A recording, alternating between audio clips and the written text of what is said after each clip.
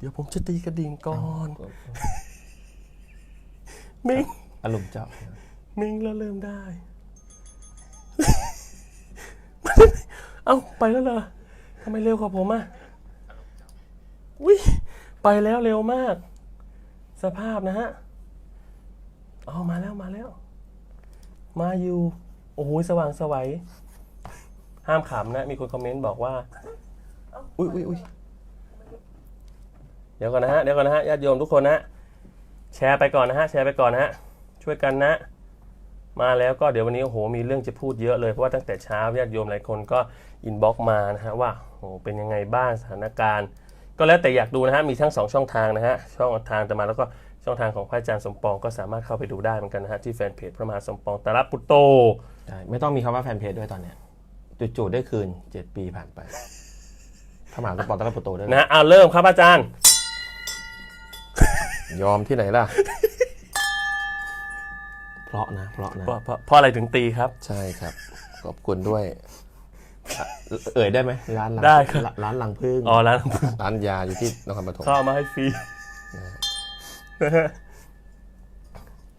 เข้ามาแล้วก็ช่วยกดแชร์กดอะไรให้ด้วยนะฮะโอ้โหตอนนี้มีเรื่องอะไรฮะอาจารย์ต้องมานั่งคุยกันอีกได้ไมค์ใหม่มาได้ไมค์เดี๋ยวเขาทำไมมีไมค์2 ตัวเป็นผ้าอะไรเอ้าก็มันไลฟ์2 เครื่องเมื่อกี้ไม่อย่างนี้นะแต่เราพี่เขาก็น่ารักขอบคุณเจ้าภาพก่อนได้ไหมอ่ะได้เลยครับนี่เลยพี่โตโปรดิวเซอร์ไทย PBS ที่ว่าเอาไม้สนุกเกอร์ไปอ่ะอ๋อครับพี่อินทัศน์ไทย PBS แต่เขาชอบเรียกอินทวยอะไรก็ว่าไปอินทวยหัวอะไรนี่แหละหัวดีพี่นิวช่างภาพไทย PBS พี่ต่อยช่างแต่งหน้านะพี่ออยบก.อัธยกรรมเมื่อกี้มีการฝากข่าวบอกว่าพระอาจารย์ครับถ้ามีคดีฆาตกรรมอะไรก็ฝากหนูได้ใครจะอยากฝากไม่อยากฝากไม่ต้องรู้จักเลยก็ดียิ่งดีนะชื่ออะไรนะฮะพี่ออยยมพี่ออยไม่ต้องรู้จักกันนะฮะพี่เต๋านัชชากุมลวาทินอันนี้บอสใหญ่เลยแล้วเบอร์วายเลยอ่ะครับผมแล้วก็ฝากมาด้วยพี่ตีกีฬาไทย PBS นะแม่อาลีและจอมโลหะปัดแม่อาลีและคุณจอมทำไมชื่อบอมเบย์ช่างผมไทย PBS แล้วก็ตุ๊กตาผู้สื่อข่าวเศรษฐกิจไทย PBS ขอบคุณทุกท่านด้วยนะที่มีไมค์แล้วเสียงชัดไหมถ้าชัดกด1นะฮะกด1นะฮะเหมือนเดิมค่ะไม่ชัดกด0ไม่ได้ยินอะไรเลย0ภาษาอีสานแปลว่าโมโห0แปลว่าโมโหนะฮะก็เห็นพูดผิดบ่อยว่าจะนึกว่าวันนี้เป็นวันศุกร์เราก็เน้นนัดกันเป็นศุกร์ทำไมมาดึกจังครับอาจารย์ใน4 ทุ่มแล้วว่าเห็นใจรายการอื่นเขาปรากฏว่าเริ่มขายของไม่ได้แต่ว่าพูดถึงโยมพิมพ์ริพายหน่อยเพราะว่าเขาพูดท่านพูดถึงเขาเหรอเดี๋ยวฮะอย่าเพิ่งรับงานฮะเลขาไม่รับสายปิดเครื่องก่อนฮะปิดเลขารับงานนี่นะโยมพิมพ์ริพายพี่พิมพ์ริพายก็พูดแบบเหมือนกัดฟันอ่ะกูจะขายของก็ขายไม่ได้เดี๋ยวพวกมึงทำไมไม่ต่อยังไรกูหมดเลยลูกค้ากูไม่ซื้อของกูเลยเนี่ยเราอาจจะมาดึกหน่อยนะทุกท่านนะดีไหมก็บางวันแล้วกันนะฮะก็ไม่อยากให้กระทบใครจริงๆเพราะว่าไม่งั้นจากความปลื้มความชื่นไปเป็นความเกลียดความปลื้มความชื่นชมจะเริ่มแบบ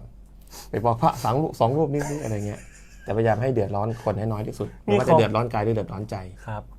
ก็จริงๆคือวันนี้มีเรื่องถึงร้ายที่จริงเราบอกว่าทุกวันศุกร์อะไรนะรายการพระอาจารย์ฮะที่ชื่อที่เราตั้งกันแต่เราจะไม่ทุกข์เราจะสุขอย่างเดียวแต่นิดนึงเมื่อกี้ว่าจะรับมุกนี้ก่อนครับผมวันนี้มีเรื่องคุณมีเรื่องทุกวันมุกผมเหรอมุกถึงผมอันนี้มุกเก่ามากผมจำได้พระอาจารย์เคยว่าผมอย่างนี้พระอาจารย์วันนี้ผมมีเรื่องนะเฮ้ยไพวันมีเรื่องทุกวันแกมีเรื่องทุกวันนี่พระอาจารย์กิเลสอาจารย์จะตกลงให้หน่อยสิเชียร์ทำไมอ่ะแต่ก่อนท่านไพวันไม่ดังเนี่ยเคยมองไหมเนี่ยถ้าคนไม่ติดตามเป็นล้านเนี่ยจะมาไหมถามว่าจะมาไหมครับไม่มาชอบเนี่ยผมรักพระอาจารย์เพราะพระอาจารย์จริงใจคนเราคบกันต้องจริงใจพูดให้มันตรงๆเลยคือว่าถ้ามึงไม่ดังกูก็ไม่มานั่งกับมึงใช่มันไม่ใช่เวลาไม่ทำเลยคือพยายามพูดยังไงให้ดูดีนะน้องนะเพราะนั้นพูดแบบคนดูดีนะฮะเชิญนะถ้าไลฟ์ร่วมกันตั้งแต่ปีที่แล้วจะมีอะไรไหมล่ะมันก็ไม่มีอะไรเชื่อสิมันมีเวลาอยู่อาจารย์งงไม่ใช่ว่าอะไรน้องหรอกเนาะแต่มันถึงเวลาจริงอาจารย์ตอนนั้นเขาโดนด่าเยอะจริงก็เลยให้ห่างกันมีคนบอกว่าขอธรรมะเน้นๆนะครับวันนี้จะไม่หัวเราะเพราะเรารับปากกรรมธิการมาแล้วเดี๋ยวให้พระอาจารย์เล่าเรื่องสสเพชรวัฒน์ท่านบอก70-30ได้ไหมจริงท่านน่ารักเราสนิทกันเลยเราเลยตอนแรกจะรับปากละปากเป็นคนปากเร็วอุ๊ยเก็บหน้าเวทีถ้าเกิดไม่สนุกก็ออกไป50-50ได้ไหมท่านคนละครึ่ง50-50ผมว่าพระอาจารย์เหมาะกับการไปเป็นพ่อค้านะครับทำไมต่อเก่ง แม่พี่ขายของ อ๋อคือจะรู้เลย คือเราเก็บหน้าเวทีแล้วถ้าเกิดว่าเรารับปากงั้นแล้วไม่เป็นอย่างนั้นนะ ก็จะเสีย อันนี้มายังไงนิดนึงก่อน มีแฟนคลับให้มาครับอาจารย์ชื่อโยมอะไรเดี๋ยวขออนุญาตดู ดูในเพจเลย ดูในเพจนะฮะ นะ พระอาจารย์พูดให้เขาหน่อย น่า คือพูด รัก ถึงทีมงานหน่อย คือให้ถ่าย อ่า โพสต์ก็เอาไปโพสต์จริง อ่า ๆ แต่ชื่อคนให้ก็ไม่โพสต์เลย จริงๆตั้งใจจะไม่เรียนแบบเดี๋ยวอาจารย์จะตกลงจะว่าอีก ครับ ต้องฉันกาแฟกันหน่อยละอย่าเรียนแบบท่านไพวันอย่าไปก๊อปเข้ามา หรือก๊อปแต่ภาพ อย่าไปก๊อปความคิดเห็นเข้ามาด้วย ก็ความเห็นไม่ใช่คอมเมนต์ยังเหมือนน้องสภาพ คอมเมนต์ยังเหมือนเขาเนี่ยใครนี่ใคร ของคุณโยมทศพรแก้วโสดาพันธ์และคุณแม่นะฮะเขาบอกว่าหนูส่งตุ๊กตาวงเล็บคืออยากบอกว่าทำเองด้วย อ่า วงเล็บหนูทำเอง มาเป็นกำลังใจหนูและคุณแม่จะติดตามให้หลวงพี่สู้ๆต่อไปค่ะ สุดยอดฮะก็สู้ๆเป็นกำลังใจมากเลยน่ารัก วงเลยตรงไหนไม่เหมือนหนวดมาเต็มเลย ไม่เหมือนตรงไหนเอาปากกามาวง อ่า เหมือนไหมครับอาจารย์แต่ของพระอาจารย์ดูแบบ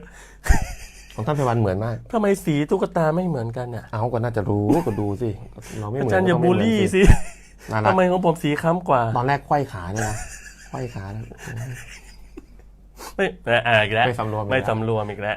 ไม่เล่นนะฮะ ก็จะมีฉุกคิดขอบคุณมากๆเลยนะ ขอบคุณนะฮะ มากๆเลย ให้น้องนอน นี่น้องนอนให้น้องนอนนอนจะเถิดน้องนอนว่าแล้วต้องไปตั้งเหมือนเดิม ก็ฝากถึงคุณโยมทุกคนทุกท่านที่ดูนะฮะก็คอมเมนต์มาอยากได้ธรรมะอะไรก็คอมเมนต์ถามมาแล้วเดี๋ยวเราตอบแล้วก็เดี๋ยวจะได้ไม่บอกว่าไม่มีธรรมะ เพราะฉะนั้นเล่าเรื่องนี้นะฮะที่เราตั้งใจจะมาคุยกัน คือวันนี้เราเข้าไปพบกรรมาธิการ โอ้โห หลายคนก็เป็นห่วง มีคนบอกว่าไปบรรยายธรรมเท่ากับโดนรวบ ตกลงโดนรวบไหมครับวันนี้ ไม่โดน แต่ว่าตอนเข้าไปอ่ะก็มีพี่นักข่าว2 ท่าน ครับ โอ้โหฮึดฮัดฮึด เอา ฮัด พูดเรื่องนี้หน่อย จะเอาจริงๆอ่ะเราก็ตกใจโอ้โหพระมาถึงมันต้องมีความเย็นสิโอ้โหนี่ร้อนระอุเดือดซะขนาดนั้น วันนี้สภาเดือดมากแน่อีกแล้ว จะ สภาเดือดมากเลยเขาจะต่อยกันจริง จะต่อยกันในสภา อาตมาเลยเดินไปจับมือเขาแล้วก็จับหัวเขาตอนจับหัวก็เสียวอยู่เหมือนกัน ครับอาจารย์ แต่จับหัวทำไมคนไทยถือกัน แล้วไปจับหัวเขาทำไมก็ไม่พระอาจารย์ไม่กลัวเหรอจัดที่เขาจะต่อยกันเขาจะต่อยพระอาจารย์แทน ก็เหมือนอาจารย์ไพบูลย์บอกกับภาคกาสาพัฒน์ อ๋อภาคกาสาพัฒน์ คุ้มครองเราได้ ลมเงา จับมือแล้วจับหัวโอ้ยโชคดีที่เขาไม่นั่นเขา ครั ก็ บ เย็นแล้วเขาก็ยิ้ม ครับ อีกคนนึงก็จับมือเขายังจับหัวแหละเขา ครับ เขายืนอยู่ไกลก็เลยโยมใจเย็นนะโยมอย่าอายอาจารย์อะไรเงี้ยงงด้วยซ้ำว่าเอ๊ะมันต้องขนาดนั้นเลย ครับอาจารย์ ยังไงก็ใจเย็นๆกันนะคุณโยมนะ ค่อยๆคุยกันเถอะ ใช่แล้วก็กูครั้งแรกใช่ไหมนักข่าวก็มาเยอะ ครับ ในชีวิตไม่เคยจะต้องมีแบบแฟดแป๊บแป๊บแป๊บแป๊บอะไรอย่าง โอ้ เงี้ย ล เนอะ งไป โอ้โห นึกว่าไปเดินพรมแดงที่เมืองคานนะไม่ใช่ ไม่ใช่นึกสภาพอีกอันหนึ่งคือไม่ได้นึกถึงเมืองคานนะเอาจริง นึกถึงเหมือนตัวเหมือนกำลังจะส่งมอบตัวเข้าเรือนจำ ก็รปภ พอรปภ รปภอะไรเนี่ย ครับ แล้วพอเดินเข้าไปปั๊บเนี่ยอยากให้เรามีสาระ ครั ร บ ปภพูดประโยคแรกเลยรู้ไหม ครับ ขอสักมุกหน่อยครับ รปภรัฐสภาน้องรปภรัฐสภาขออะไรนะครับ ขอสักฮาหน่อยครับ แล้วก็ ไม่ได้ดู ล้อเล่น สภาพ แล้วก็ล้อเล่นครับเนี่ย อืม แล้วก็เกือบที่ว่าจะต่อยกันแล้วเราก็ไปห้ามไปแล้วก็ขึ้นลิฟต์ไป ครับ ยังกับเขาวงกฏนะสภาเนี่ย อืม เขาสัปปายะสภาสถานเหมือนเขาพระวิหารถ้าไม่พาไปงงอ่ะ งง ยังไงก็งง คือถ้าเดินไปเองนี่มีหลง ใช่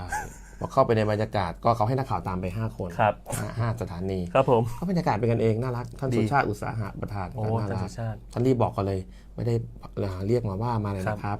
ไหลต่อได้ ครับ แต่ว่าเรามาทำความเข้าใจ เข้า กัน ใจ นิดนึง กันเพื่อ อะไรเงี้ย มีข้อกังวลของกรรมาธิการบางท่านที่ท่านก็อาจจะเป็นคนยุคเก่าท่านท่านอยากจะให้เราภาพเราสำรวมแบบนี้นี่ผมกั้นขำเยอะมากผมเอาแบบอาจารย์กลืนลงคอ เนี่ยท่านวันเจ้าหัวเราะออกไป อ๋ ไง อไม่ได้ คือต่อไปนี่คือหัวเราะกลืน หัวเราะเอาออกไปอ่ะ ต้องใส่หน้ากาก ภาษาอังกฤษว่าไงหัวเราะออกไป อุ๊ย กับอาตมาหัวเราะเข้า อะไรโจ๊กเกอร์อินโจ๊กเกอร์เอานี่อะไรก็ไม่รู้โจ๊กเกอร์อินโจ๊กเกอร์เอาอะไรก็ว่ากันไปเอ้ามาใช้งานผมเลยแล้วกันเชิญครับทีมงาน วุ่นวายมาก ใครอยาก ไหน ให้ท่านต่อมา70-30 ครับ มาเลยต่อมา50-50เพราะว่าเดี๋ยวเราเก็บคนไม่อยู่เดี๋ยวคนไม่ดูเรา อืม จะเอา 50%แรก ครับ ของหาหรือของธรรมะก่อน แบ่งอย่างนี้เลยแบ่งครึ่งๆไปเลย เราตกลงเราควรจะต้องหาก่อนหรือทำมาก่อน หรือว่าแบบเนื้อมัตสึสกะผสมประสานกันไปไขมันแทรกเนื้อไขมันแทรกเนื้อไป ม กด3มาแล้วกันนะถ้าเนื้อมัตสึสกะเนี่ยพอพูดเนื้อมัตสึสกะปั๊บทองร้อง